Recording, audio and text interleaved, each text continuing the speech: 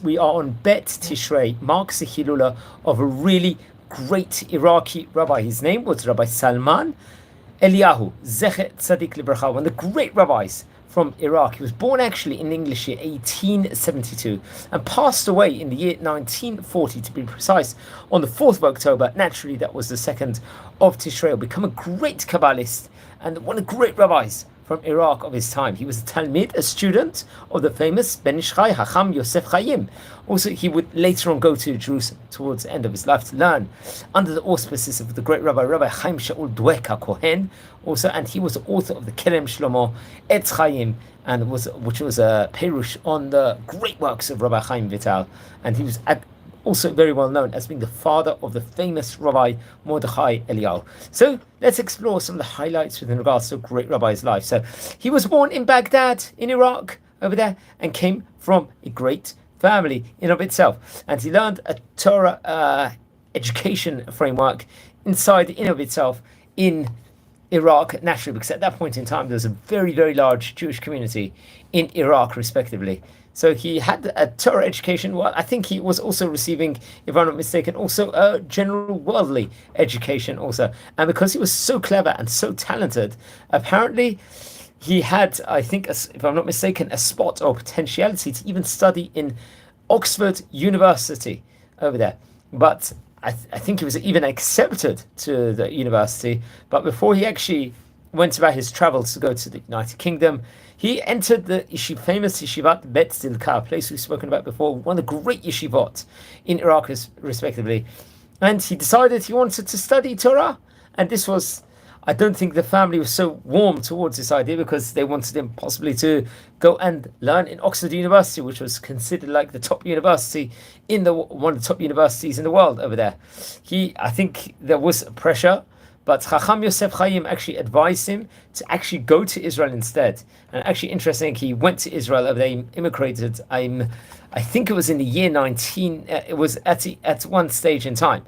Maybe it was in the year 1918 eventually, or 1919. But he went at the end, and he went and got really great positions in of itself, if I am not mistaken. Also, so. He was, I think, appointed at one stage in time Jewish secretary of the High Commissioner, Sir Herbert Samuel, if I'm not mistaken. And I think this was because he had very good English vocabulary, if I'm not mistaken. He would go and study in Jerusalem in the Kabbalistic Yeshiva, the famous yeshiva which is spoken about on several occasions before, known as the Yeshivat Rechovot HaNahar, which I believe is in the Bukharian neighborhood in Jerusalem.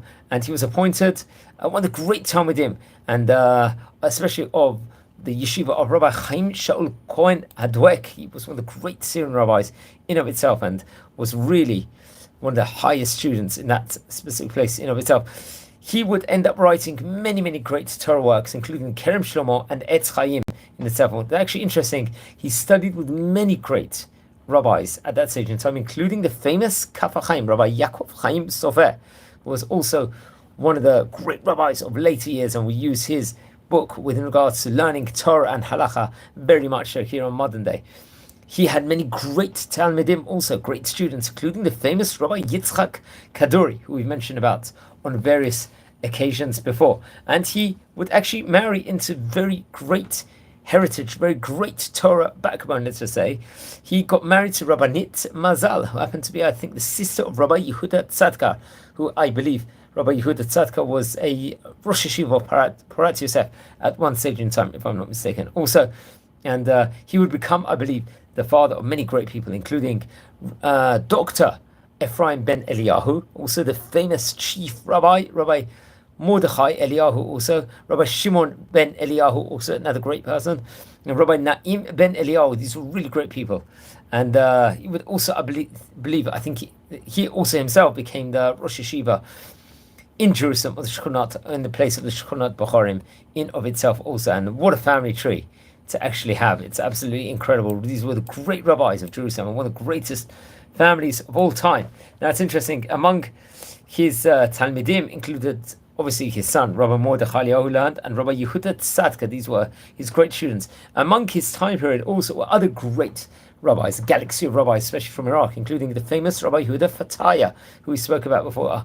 Also, Rabbi Shimon Agassi, another great rabbi. I believe it was his Hilula just before Tisha B'Av, if I'm not mistaken. Rabbi Yaakov Chaim Sofer, who we've mentioned before, just right now, and Rabbi Ovadia Hodaya. Rabbi Ovadia Hodaya was also one of the great rabbis of modern, of the 20th century, respectively. So we can see the caliber of the Rabbanim over there was absolutely phenomenal. Absolutely phenomenal. Was one of the great Sephardi rabbis in Israel. I believe he was buried in Har Zeitim, this Mount of Olives burial plot over there, and was one of the great rabbis. He passed away at the age of 68 years old. So he wrote, as we stated before, many great books, which I very much recommend people to learn.